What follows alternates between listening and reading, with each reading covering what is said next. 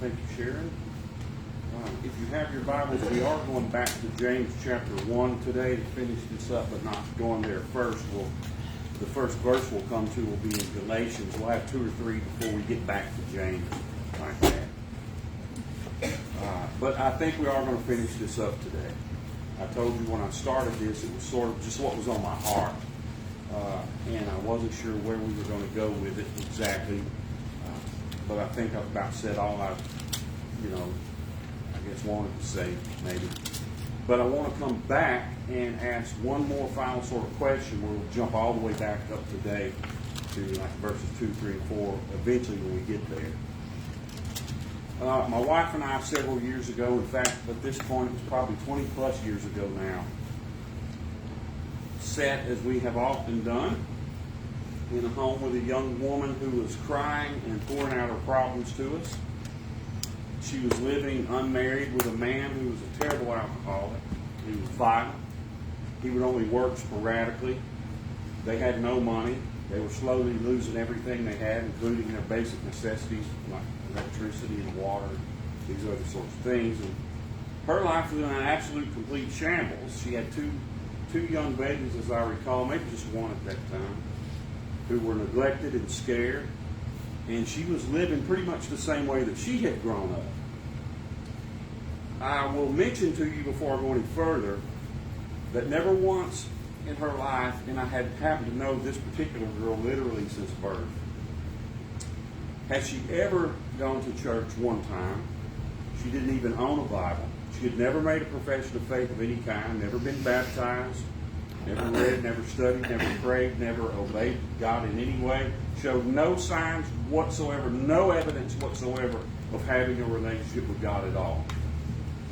In fact, when you approach her about it, she was typically very opposed to the whole thing. And I asked her, as we sat there this particular day, why do you think things are so bad in your life?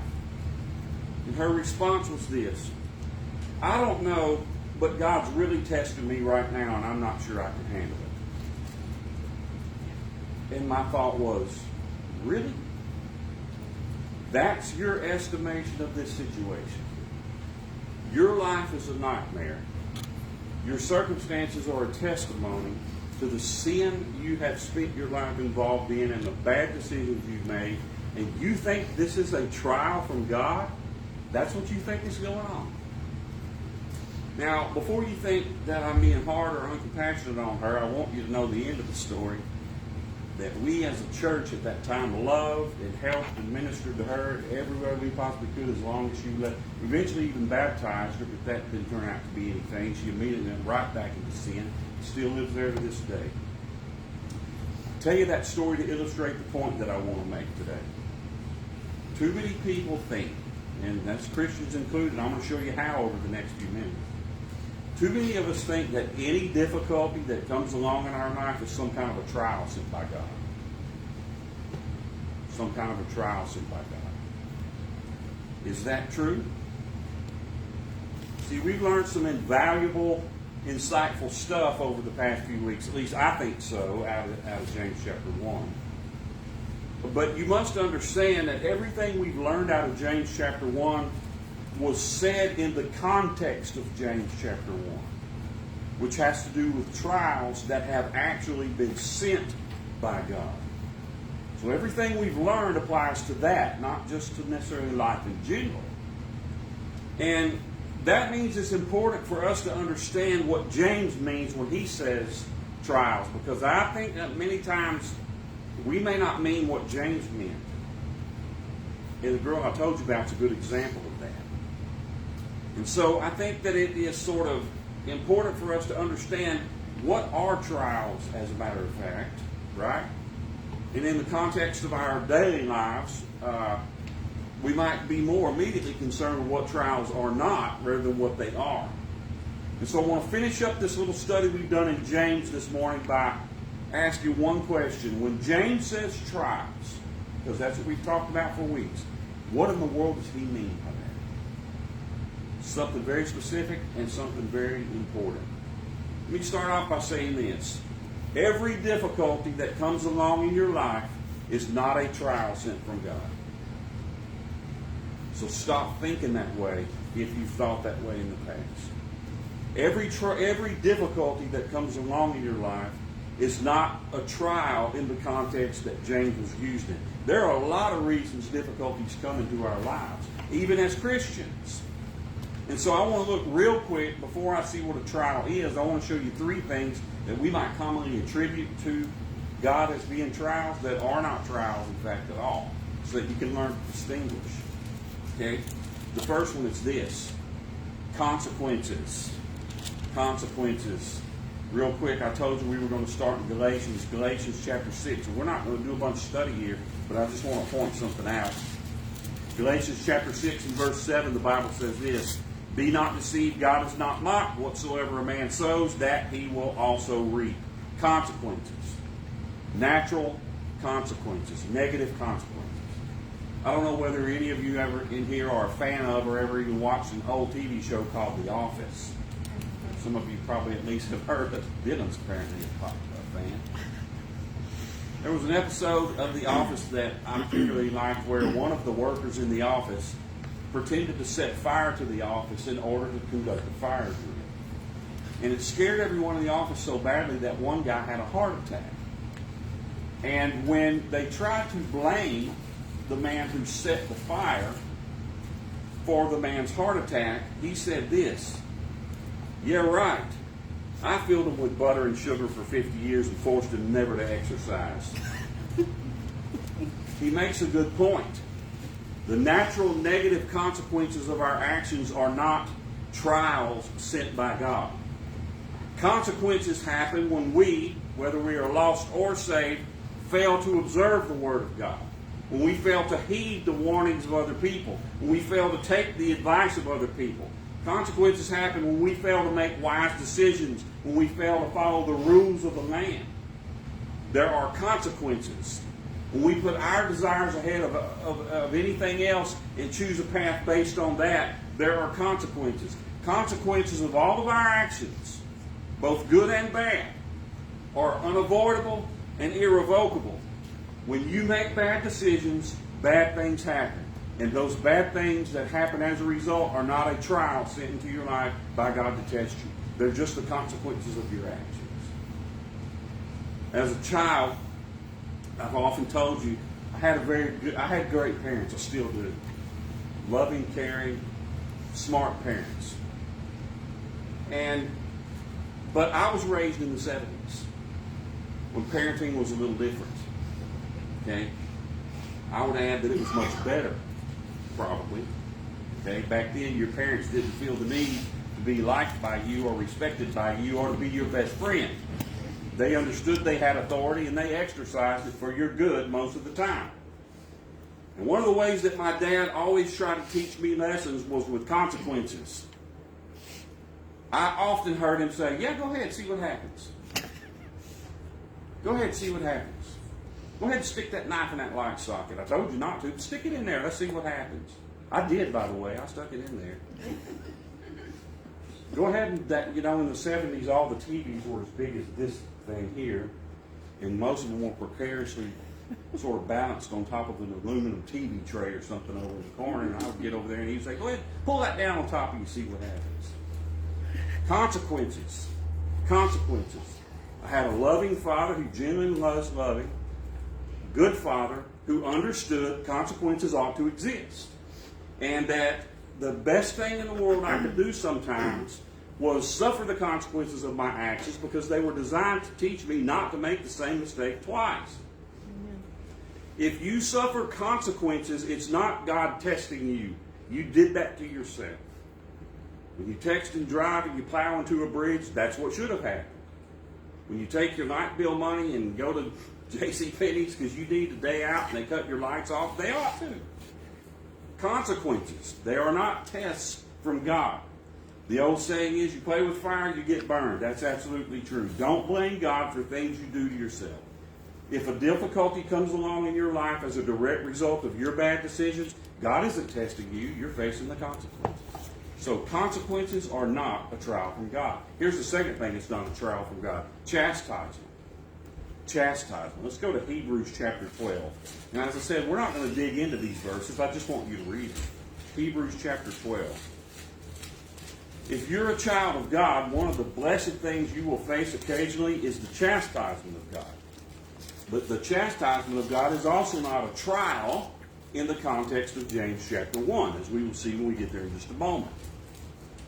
Hebrews chapter 12, the writer of Hebrews says this beginning in he really starts the conversation in verse 3, but we'll start in verse 4. He says, "You have not yet resisted the bloodshed, striving against sin.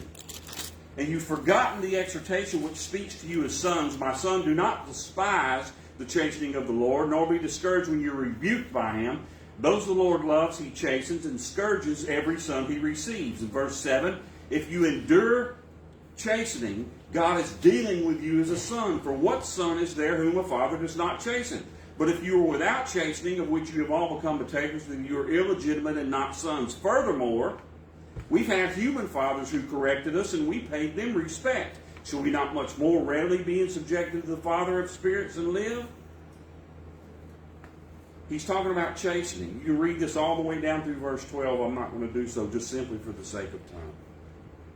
If you are saved, you are a child of God. And as a child, God sometimes deals with you the way any good father deals with you, and that is through chastisement. Chastisement. We would call it discipline, and that's what the Greek word actually means that he uses there for the word chastisement, chastening, chastisement. It actually means discipline. It's disciplinary correction that's aimed at instructing you or educating you or training you in some way. To put it in a way that we can all understand, and that, a way that even children understand, occasionally as a child of God, you get in trouble. God has to discipline you.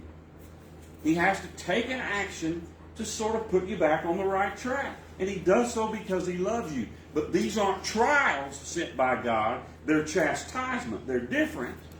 They're similar in that God sends them, but they're different in sort of what their intention is. If that makes any sense. As a child of God, when you disobey God or when you ignore the instructions of God, when you choose to go your own way, when you seek to please yourself, or when you sin, God is going to chastise you. And that can take many forms. It can be something as simple as God's Spirit convicting you, trying to correct you. Or it could be as extreme as in the case of many of the Corinthian church in the New Testament, God actually killed them in order to correct their behavior. But God will chastise his children. One of the things that, back on this again in my own childhood, right? One of the things that I used to hate more than any is when I was a kid, occasionally, when it came time to punish me, my parents and my grandparents would tell me, "Go cut me a switch." Now, I don't know about all the people watching, on YouTube, but most of you in here have probably heard that at some point. Go cut me a switch. You see, that's a no-win situation. Because if you go get a really good switch, you're going to be beat half to death with it. And if you come back with some little sort right, that's just going to make them mad, and you're going to get beat half to death with whatever they get. And I used to hate the idea of go cut me a switch. I knew I was about to be corrected, and it was going to be very uncomfortable for me. And that was by design. A good, loving, wise father tried to make me understand that when my failure brought pain, don't fail again that way. Learn from the stupid thing you did or said, and don't do that again. Get back on the path I'm trying to put you on, and stay there. And God, unfortunately, has to deal with us the same way that time, or sometimes. And so chastisement is another thing another way that difficulty might come into your life, but that's still not a trial sent from God. It's different. It shares the characteristic that God sent it, but it's more punitive than it is anything. So if difficulty comes into your life as a direct result of disobeying God, God's not testing you, he's chastising you. Here's the final one. Temptation. Now let's go to James chapter 1 and we'll stay there.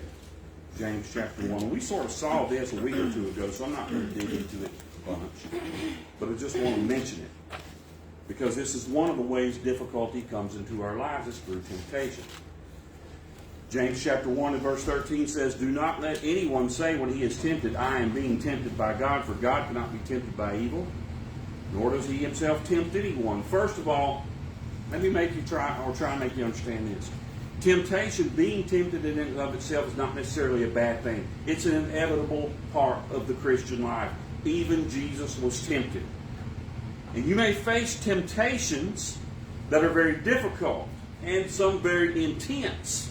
Some that feel like they're tearing you apart.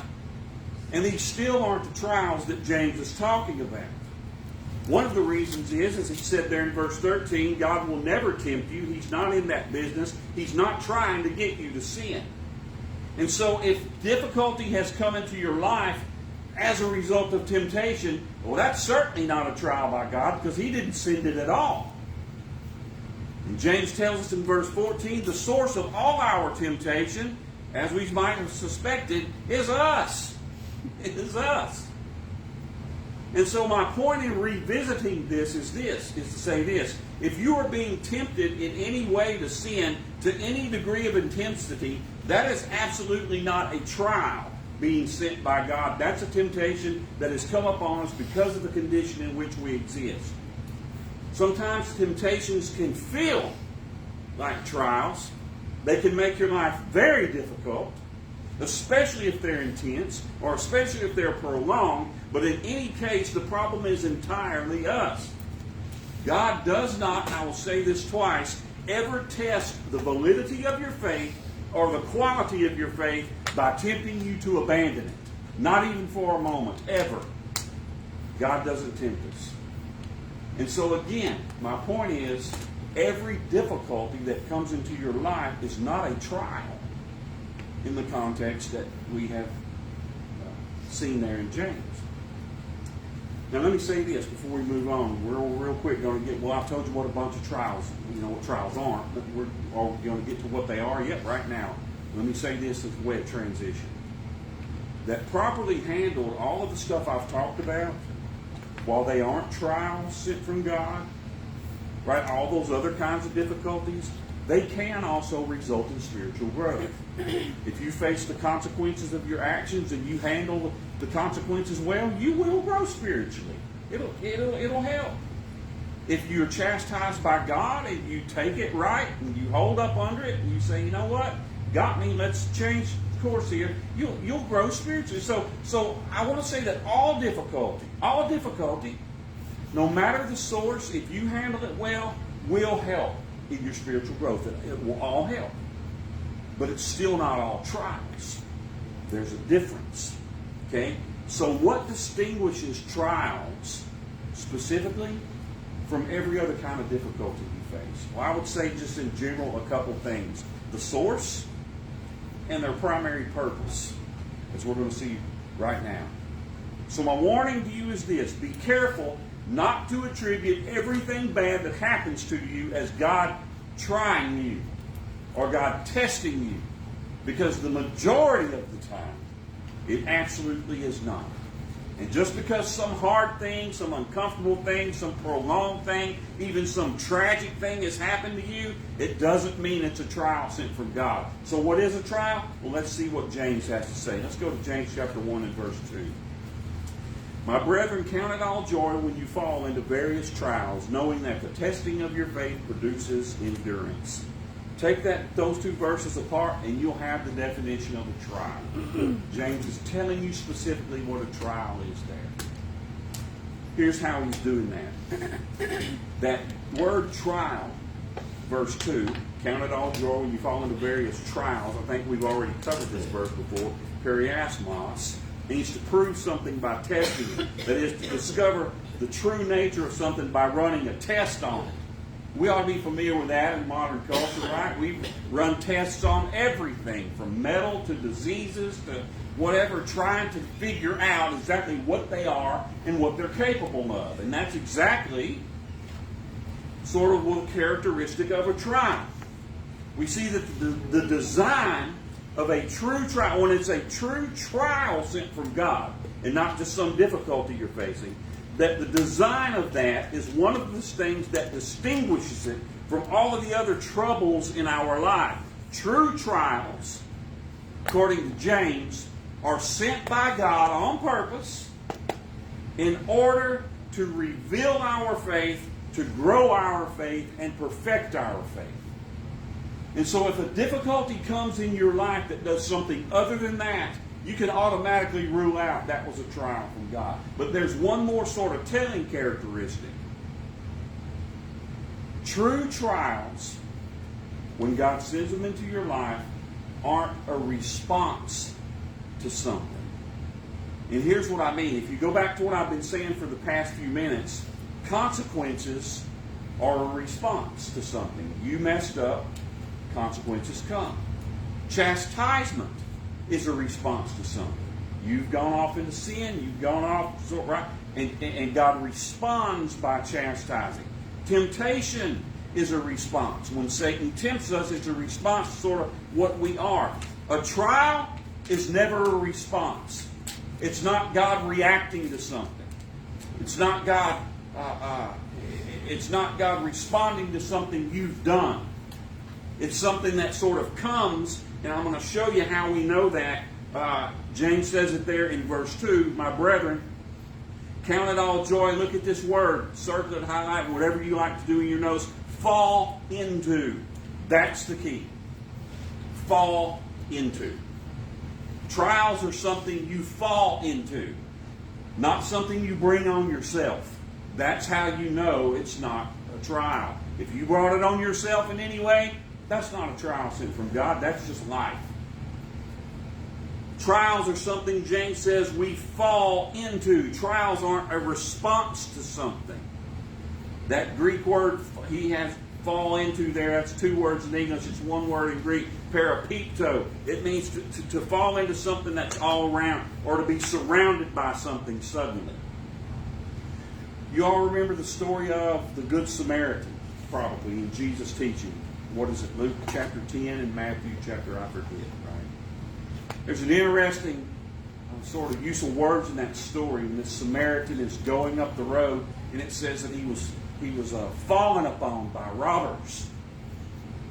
Right? This guy wasn't doing anything wrong. He didn't deserve what happened to him. He was handling his business. He was walking from one city to another just like he had planned, and nothing was wrong. And then all of a sudden, robbers come out of the hills and just hit him. That's the way James defines a trial. That's the same word there, fall into. Fall into. It's significant because what this means is that you can recognize what a trial from God, because it is likely to be entirely unrelated to anything you've done. It just shows up. Completely unrelated to anything you've done. Best example I could give you, something you're already familiar with. The man Job. Right? The Bible spends a chapter establishing Job was a righteous man. Didn't do anything wrong. Never sinned with his lips. He even made sacrifices for his children just in case they had sinned and didn't know it. And then all of a sudden his life is shredded. He didn't deserve that. That wasn't a response to anything. This guy was doing everything right. He had no problems. He had no sin. He had no disobedience. Right? In his life. I mean, none significant that would bring this on. What a great example of what James means. When a true trial, not just some difficulty, when a true trial comes into your life, one of the ways you will recognize it is not a response to anything you've done. It's something that just sort of falls upon you. Right? Like robbers in the wilderness. It just hits you. It just hits you. Because it was designed by God to do that in part, because that's part of the way that it does the work that it needs to do. And so that's the first thing I would say. One of the ways you can distinguish whether it's really a trial sent from God as opposed to just some kind of trouble is, how did it come about? Is it traceable to anything that you've done that you would deserve those kind of consequences or chastisement or treatment at all? Okay? That's the first thing.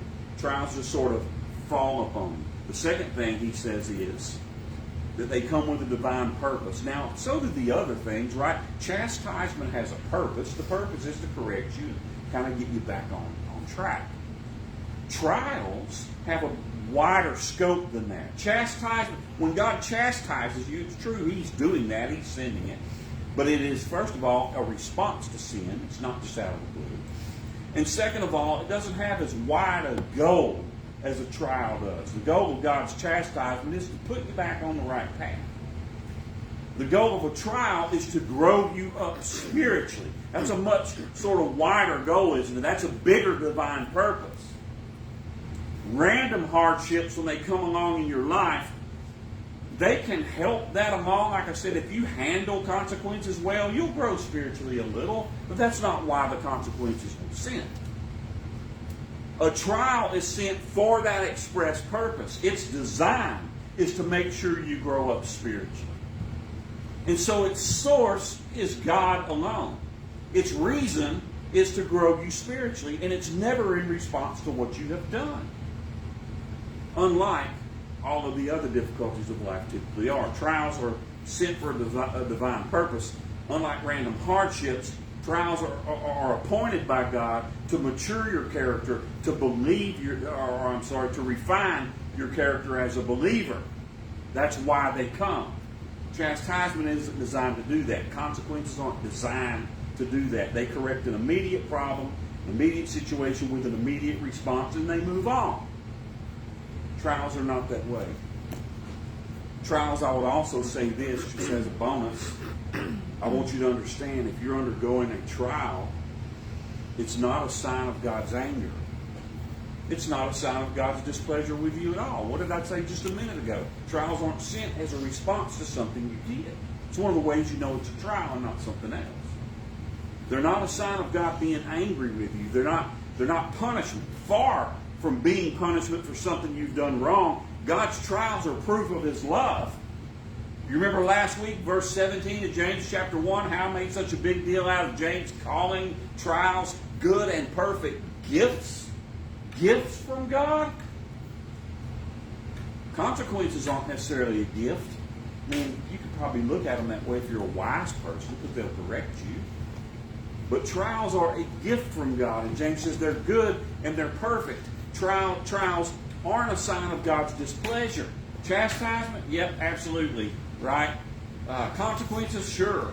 Sign of God's displeasure. Trials are not a sign of God's displeasure. They're a sign that He loves you very much. That He loves you enough to put this into your life because He wants to see you made to the image of Christ. And even though it's difficult, it's love. It's love in action. Trials tend to focus on God. Consequences, chastisement, these other sorts of things, okay, they tend to focus on us and our actions. Trials tend to focus on God. They kind of drive you. That's one of the ways you'll know it's different from other difficulties. Trials will sort of drive you toward God, toward a deeper sort of relationship with Him, a deeper dependence on Him. Trials will take you beyond your strength to where you have to learn that weakness is where your strength lies. Consequences won't necessarily do that. They're typically something you can handle. That's the way they're designed to be. Trials reveal the heart. Trials will sort of bring your inner struggles and weaknesses to the surface. They'll expose areas that will show you, boy, I really need to be more pure here. I really need to grow here. Trials refine your faith in that way. That's what they're designed to do. Difficulties won't necessarily do that for you. They're not designed to explicitly do that for you. Trials will produce spiritual fruit. We've already seen that in James. The outcome of endurance is spiritual fruit. It's character, hope. It's increase in faith. It's an increase in godliness. Trials will lead to praise, whereas suffering consequences may not necessarily lead to praise, depending on where your heart is, right? So, if you find yourself facing difficulty, from now on, the first thing I want you to do is not automatically assume that God is testing you somehow or the other. He may be, but you should not just assume that. Like the girl in my story who was so far disconnected from the Lord, didn't know who He was at all, and just had heard that old Southeast Texas religious talk. Well, God's really putting the light on me, right? No, He's not. You did that. Move on. Grow up. If you find yourself facing something difficult, first things first, figure out whether it's a trial sent from God or not. Okay? Because it might be something else. If it's something else, then use the difficulty to figure out what's going on, correct that behavior, and let's all move on, grow up on it.